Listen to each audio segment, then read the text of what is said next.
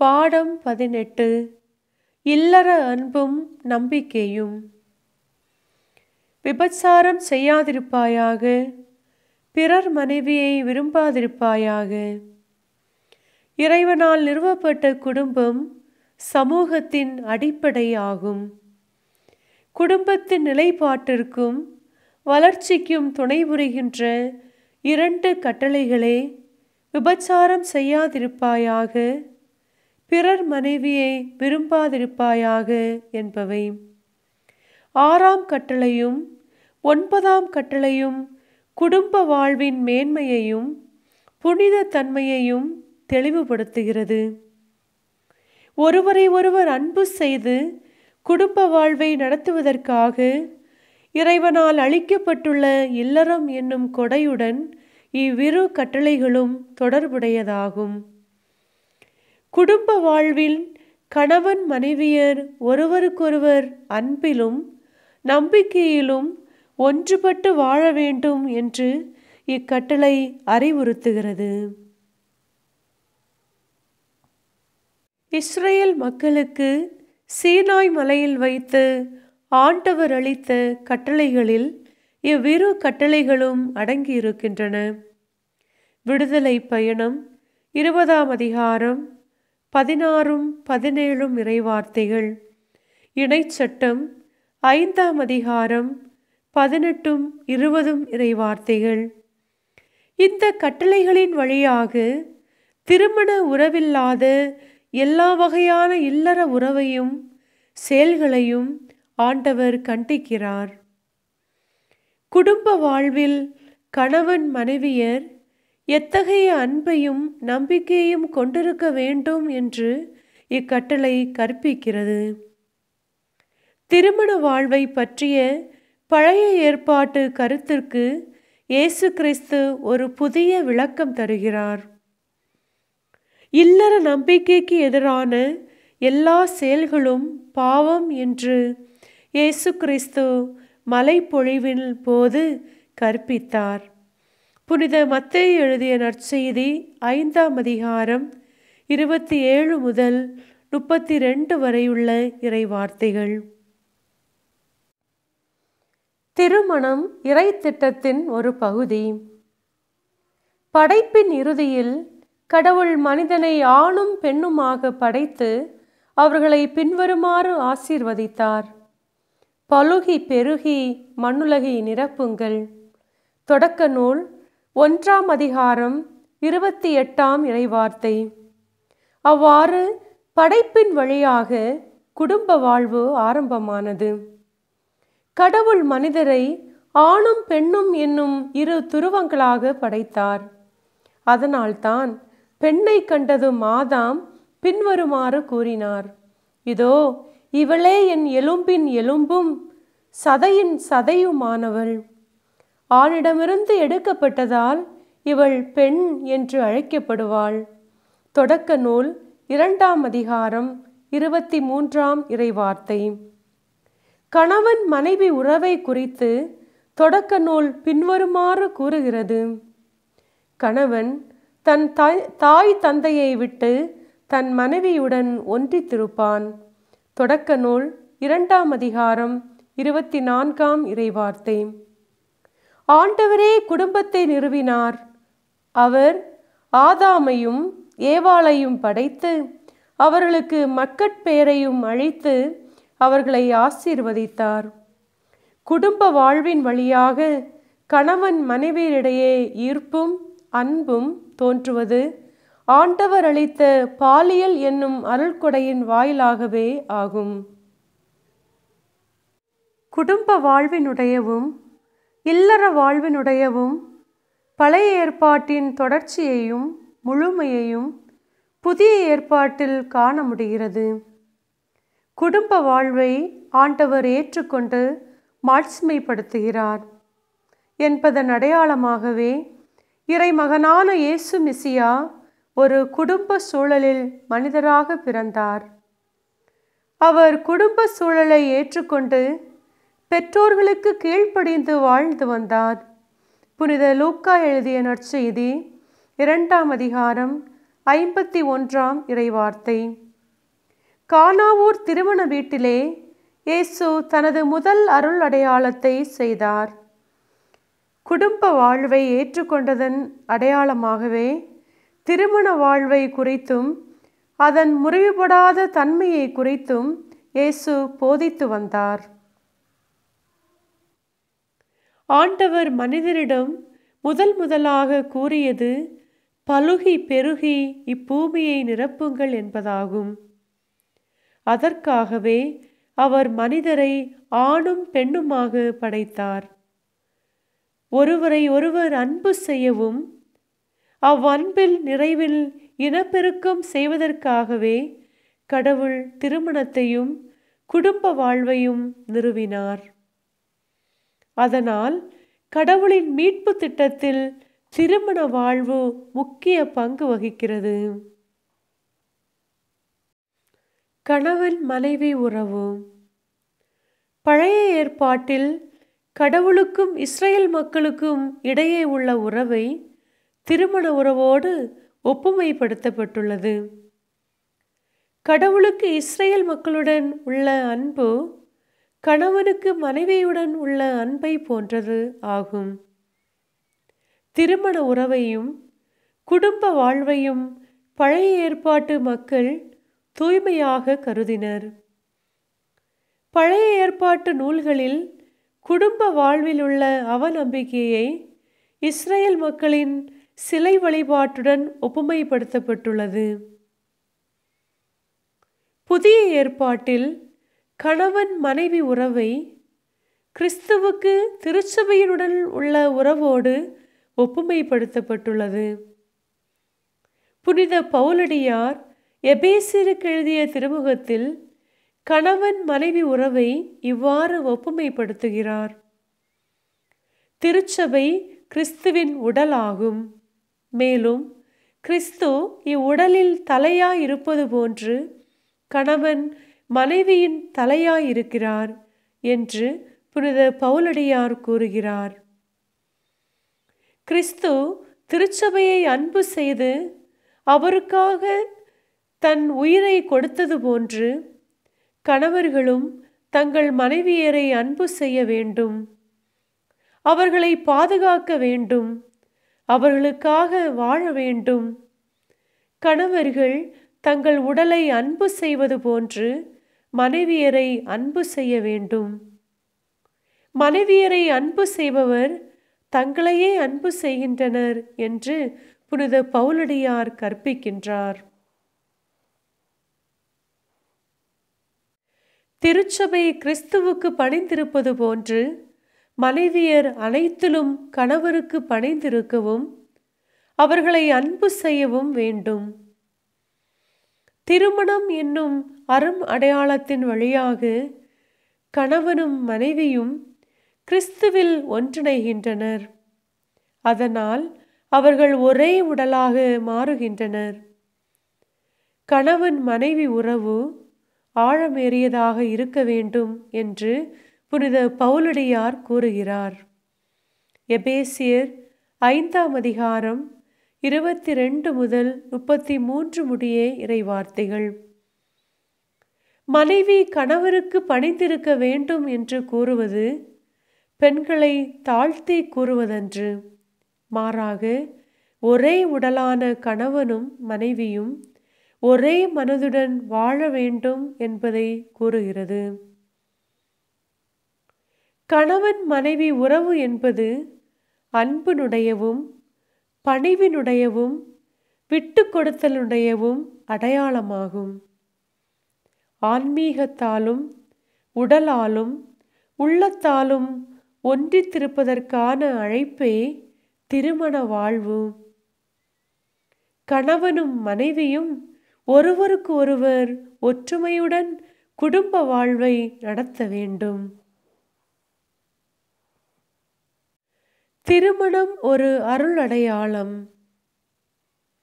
படைப்பின் வேளையில் ஆதாம் தனிமையாக இருப்பது நல்லதன்று என்று கண்ட கடவுள் அவனுக்கு வாழ்க்கை துணையாக ஏவாளை படைத்தார். அவ்வாறு முதல் திருமணம் நடைபெற்றது. ஆணும் பெண்ணும் ஒன்றிணைக்கப்பட்டனர். பழைய ஏற்பாட்டில் உள்ள குடும்ப வாழ்வு புதிய ஏற்பாட்டிலும் தொடர்ந்தது. கிறிஸ்து தனது பங்கிரங்க வாழ்வின் போது திருமணத்தை ஒரு அருள் அடையாளமாக உயர்த்தினார். கணவன் மனைவியரும் அவரில் அன்புறவில் பிறக்கின்ற பிள்ளைகளும் திருமணம் என்னும் அருளடையாளத்தின் வழியாக புனிதப்படுத்தப்படுகின்றனர். அருளடையாளம் என்னும் வார்த்தையின் பொருளே புனிதப்படுத்துதல் என்பதாகும். திருமணத்தின் வழியாக கணவனும் மனைவியும் கிறிஸ்துவிலும் அவருடைய திருவுடலான திருச்சபையிலும் ஒன்றிணைகின்றனர். கணவன் மனைவியரின் ஒப்புதலுடன் ஆரம்பிக்கின்றதான திருமணம் என்னும் அருள் அடையாளம் அவர்களின் வாழ்க்கை முடிவு வரை நிலைத்திருக்க வேண்டிய ஒன்றாகும். திருமணம் என்னும் அருளடையாளத்தில் மணமகனையும் மணமகளையும் ஒன்றிணைப்பவர் கிறிஸ்துவே ஆவார். கிறிஸ்துவிலேயே அவர்கள் தங்கள் வாழ்வை ஆரம்பிக்கின்றனர். அதனால் திருமணத்தின் வழியாக கிடைக்கின்றதான இறையருள் பாதுகாக்கப்பட வேண்டியது மணமக்களின் கடமையாகும். திருமணத்தின் விட்டுப்பிரியா தன்மை. சமூகத்தின் அடிப்படையான குடும்பத்தின் ஆரம்பம் திருமணம் என்னும் அருளடையாளமாகும். ஒருவருக்கொருவர் அன்பினால் உந்தப்பட்டே ஆணும் பெண்ணும் திருமண வாழ்வுக்குள் கடந்து வருகின்றனர். திருமணம் என்னும் அருளடையாளத்தின் வழியாக மணமக்களின் சுதந்திரமான ஒப்புதலுக்கு ஆண்டவர் அங்கீகாரம் அளிக்கின்றார். கிறிஸ்துவில் ஆரம்பமான திருமணத்தை எக்காரணத்தாலும் வேறுபடுத்துதல் கூடாது. திருமண உறவு நிலையானது ஆகும். திருமணத்தின் விட்டுப்பிரியா தன்மையை குறித்து இயேசு பின்வருமாறு கூறுகிறார்: இனி அவர்கள் இருவரல்ல, ஒரே உடல். எனவே கடவுள் இணைத்ததை மனிதர் பிரிக்காதிருக்கட்டும். புனித மத்தேயு எழுதிய நற்செய்தி 19ஆம் அதிகாரம் 6ஆம் இறைவார்த்தை. புனித பவுலடியாரும் திருமணத்தின் விட்டுப்பிரியா தன்மையை குறித்து கற்பிக்கின்றார். மனைவி கணவரிடமிருந்து பிரிந்து வாழக்கூடாது. கணவரும் மனைவியை விலக்கிவிடக்கூடாது. கொரிந்தியருக்கு எழுதிய முதல் திருமுகம் 7ஆம் அதிகாரம் 10 முதல் 11 முடிய இறைவார்த்தைகள். ஆண்டவரில் ஒன்றிணைந்த கணவனும் மனைவியும் தங்கள் உறவை வேறுபடுத்துதல் ஆகாது என்பதை திருச்சபையும் எடுத்துரைக்கிறது. கணவன் மனைவியர் ஆண்டவரில் ஒன்றிணைந்து என்பதே விட்டுப்பிரியா தன்மையின் அடிப்படையாகும். இல்லற அன்புக்கு தேவையானவை. கணவனையும் மனைவியையும் ஒன்றிணைக்கின்ற சக்தி கிறிஸ்துவின் அன்பாகும். திருமணத்தில் ஒன்றிணைந்த கணவனும் மனைவியும் வாழ்வின் முடிவு வரை நம்பிக்கை உடையவர்களாக வாழ வேண்டும். குடும்ப வாழ்வு வெற்றி நிறைந்ததாக திகழ்வதற்கு தேவையான ஒன்றே நம்பிக்கை. ஆன்மீகத்தாலும் உடலாலும் உள்ளத்தாலும் ஒற்றுமையுடையவர்களாக வாழ்ந்தால் மட்டுமே அவர்களால் நம்பிக்கையை பாதுகாக்க முடியும். ஒருவரை ஒருவர் அர்ப்பணித்தலும் பணிவுடன் நடந்து கொள்ளுதலும் இந்த நம்பிக்கையை அதிகரிக்க செய்கிறது. குடும்ப வாழ்வில் கணவன் மனைவியர் ஒருவரை ஒருவர் அர்ப்பணிக்கவும் மன்னிக்கவும் முன்வர வேண்டும். 6ஆம் கட்டளையும் 9ஆம் கட்டளையையும் கடைபிடிக்கும் போது குடும்ப வாழ்வில் நம்பிக்கையை பாதுகாக்க முடியும். குடும்ப வாழ்வில் அன்பு முழுமையுடையதாக இருக்க வேண்டும். உள்ளத்தின் ஆழத்திலிருந்து ஒருவரை ஒருவர் அன்பு செய்கின்ற கணவன் மனைவியர் தங்களுடையதை எல்லாம் பகிர்ந்து வாழ முன்வர வேண்டும். இல்லற வாழ்வின் நிறைவிலிருந்து புது படைப்புக்கு உயிர் கொடுக்க வேண்டும். குடும்ப வாழ்வின் முக்கிய குறிக்கோள்கள் ஒன்றாக மக்கட்பேரை திருச்சபை காண்கின்றது. இல்லற அன்பும் நம்பிக்கையும் குடும்ப வாழ்வில் முக்கிய பகுதிகளாகும். குடும்ப வாழ்வின் நம்பிக்கையும் அன்பும் இரு துருவங்களாகும். கணவன் மனைவியரை வாழ்வின் முடிவு வரை ஒன்றிணைக்கின்றனவையே இப்பகுதிகள். பாலியல் வாழ்வின் தூய்மை. ஆணும் பெண்ணும் ஒருவரை ஒருவர் அன்பு செய்யவும் அவ்வன்பின் நிறைவில் ஓர் உயிரை அளிக்கவும் ஆண்டவர் அளித்திருக்கின்றதான கொடையே இல்லறம். இறைவனின் கொடையான பாலியல் சரியான முறையில் பயன்படுத்துதலே ஒவ்வொருவரையும் தூய்மையான குடும்ப வாழ்வுக்கு வழிநடத்துகிறது. மறைநூலில் பாலியல் மிகவும் புனிதமாக கருதப்படுகிறது. திருமண வாழ்வினால் அன்றி நடத்தப்படும் இல்லற வாழ்வை மறைநூல் கண்டிக்கிறது. பாலியல் செயல்பாடுகளை அதன் உண்மையான குறிக்கோளுக்கு வழிநடத்துகின்றதான புண்ணியமே தூய்மை. திருமணத்தினால் அன்றி நடைமுறைப்படுத்தப்படும் இல்லற வாழ்வு தூய்மை என்னும் புண்ணியத்திற்கு எதிரானதாகும். இல்லற அன்பு முழுமையடைய வேண்டுமெனில் கணவன் மனைவியர் தூய்மை என்னும் புண்ணியத்தை பாதுகாக்க வேண்டும். இல்லற வாழ்வின் மேன்மையை அறிந்து அதனை பக்குவமாக நிறைவேற்றுவதை தூய்மை எனலாம். அவற்றுள் உள்ள தூய்மையே மிக முக்கியமானதாகும். உள்ள தூய்மை நாம் தீமை செய்வதை தடை செய்கிறது. உள்ளத்தாலும் செயல்களாலும் தூய்மையை பாதுகாக்கின்ற கணவன் மனைவியரின் இல்லற வாழ்வு புனிதம் நிறைந்ததாக இருக்கும்.